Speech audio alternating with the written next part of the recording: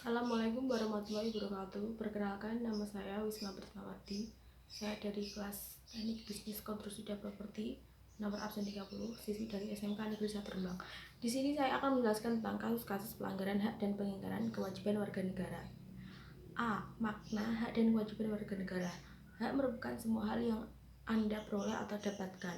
Hal tersebut dapat berbentuk kewenangan atau kekuasaan melakukan sesuatu. Setiap hak yang diperoleh merupakan akibat dari dilaksanakannya kewajiban. Dengan kata lain, yaitu sebelum kita mendapatkan gaji, kita harus melakukan kewajiban, yaitu mengerjakan atau menyelesaikan tugas-tugas kita atau pekerjaan kita. Kalau kita sudah menyelesaikan pekerjaan, baru kita mendapatkan gaji kita, yaitu hak mendapat gaji dan kewajiban untuk menyelesaikan pekerjaan tersebut. Hak asasi manusia adalah hak yang melekat pada pribadi manusia. Karena itu, hak asasi manusia berbeda dari pengertian hak warga negara. Hak warga negara merupakan hak yang melekat dalam diri manusia dengan kedudukannya sebagai anggota dari sebuah negara. Hak asasi sifatnya universal, tidak terpengaruh status kewarganegaraan secara seseorang, akan tetapi dibatasi oleh status kewarganegaraannya. Hak dan kewajiban warga negara merupakan dua hal yang saling berkaitan. Mendapatkan hak karena kewajibannya dipenuhi, misalnya seperti tadi, mengerjakan pekerjaan dulu baru mendapatkan gaji. Kemudian kewajiban yang dipenuhi oleh orang lain, misalnya kewajiban guru untuk menerangkan kepada muridnya dan hak muridnya untuk mendapatkan ilmu dari guru tersebut. Kemudian yang B, substansi hak dan kewajiban warga negara dalam Pancasila. Pancasila dibagi menjadi 3 kategori, yaitu nilai dasar, instrumental, dan praktis. Yang pertama, hak dan kewajiban warga negara dalam nilai dasar Pancasila. Ketuhanan Yang Maha Esa, yaitu membina kerjasama antar beragama, selalu bertoleransi. Kemudian kemanusiaan yang adil dan beradab, menempatkan hak dan kedudukan yang sama dalam hukum serta hak terkait dengan perlindungan, yaitu memperlakukan orang lain harkat martabat sebagai makhluk ciptaan Tuhan Yang Maha Esa. Jadi tidak boleh membeda-bedakan antara miskin dan kaya, seperti itu. Kemudian mengakui persamaan derajat hak dan kewajiban tanpa membeda-bedakan. Yang kemudian Persatuan Indonesia menjamin hak keberagaman yang terjadi di dalam Indonesia, seperti rela berkorban untuk negara, bangga terhadap Indonesia, cinta tanah air.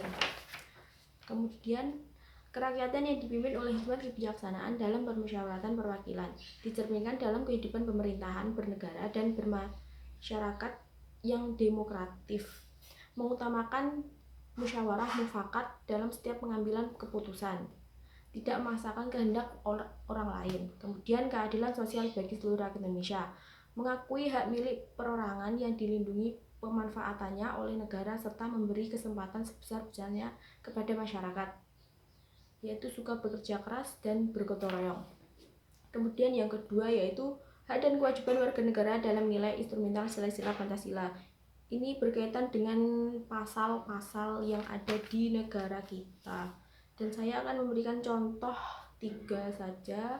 Yang pertama, hak dalam pasal 27 ayat 2, tiap warga negara berhak atas pekerjaan dan penghidupan yang layak bagi kemanusiaan.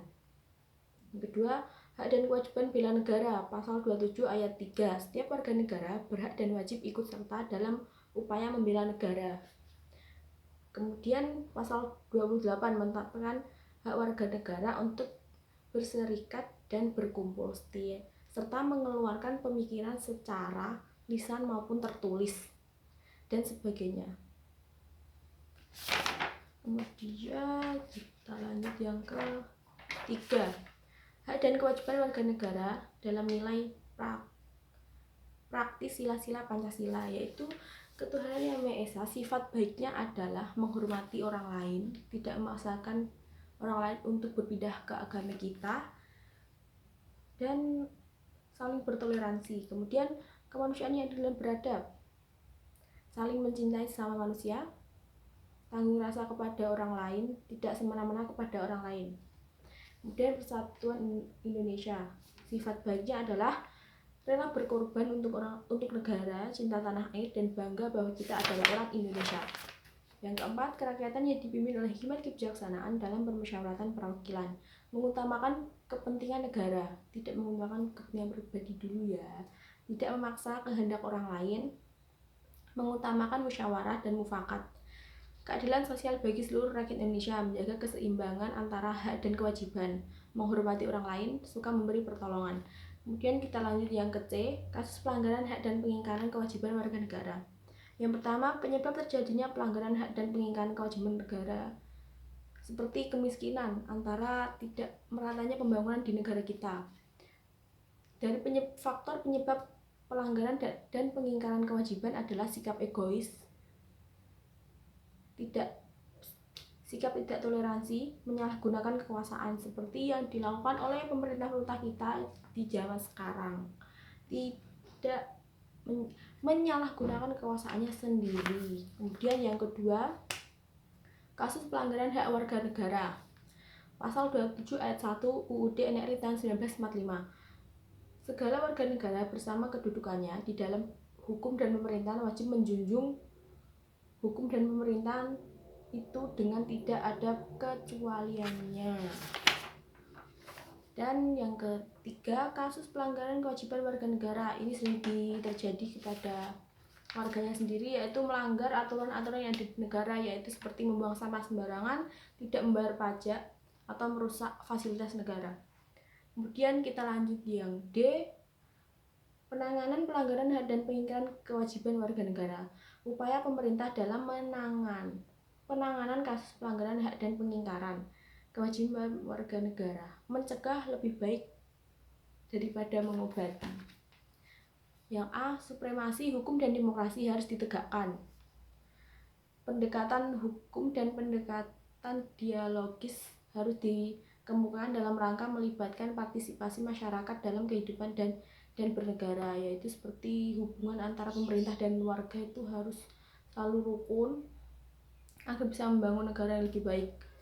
Mengoptimalkan peran lembaga-lembaga selain lembaga tinggi negara yang berwenang dalam menegakkan hak dan kewajiban warga negara. Kemudian kita lanjut yang kedua, membangun partisipasi masyarakat dalam mencegah terjadinya pelanggaran hak dan pengingkaran kewajiban warga negara.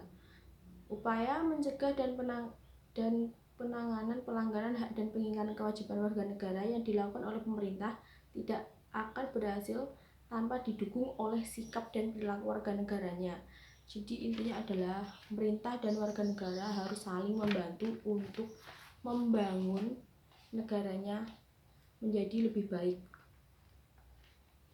Dan ini ada contoh soal hak dan kewajiban menurut para ahli. Menurut Profesor Dr. Noto Negoro bahwa hak yaitu sesuatu yang mutlak menjadi milik kita dan penggunanya tergantung kepada kita. Itu menurut Profesor Dr. Noto Negoro. Kemudian menurut John Locke, hak ialah individu suatu kodratnya yang merupakan makhluk-makhluk yang bebas dan setara. Manusia memiliki hak kodrat yang tidak dapat diganggu gugat atau bersifat mutlak. Yang ketiga, menurut Kunjoro Purbaranoto, hak ialah sesuatu yang dimiliki manusia menurut kodrat yang tidak dapat dipisahkan dari hakikat dan bersifat suci. Yaitu dalam pendapat tersebut ada perbedaan dan persamaan. Persamaannya adalah dari ketiga analisis hak dan kewajiban menurut para ahli sama-sama menyatakan bahwa makhluk hidup memiliki hak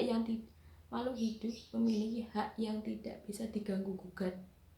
Perbedaannya, Profesor Dr. Noto Negoro menyatakan bahwa hak tergantung pada kita, sedangkan John Locke dan Purbaranoto menyatakan bahwa hak manusia adalah kodrat. Analisis hak dan kewajiban menurut saya sendiri adalah manusia berhak untuk hidup dan berkembang sesuai hak dan kewajibannya tersendiri. Sekian dari video saya kali ini. Apabila ada salah-salah kata, saya mohon maaf ya sebesar-besarnya. Wabillahi taufiq wal hidayah. Wassalamualaikum warahmatullahi wabarakatuh.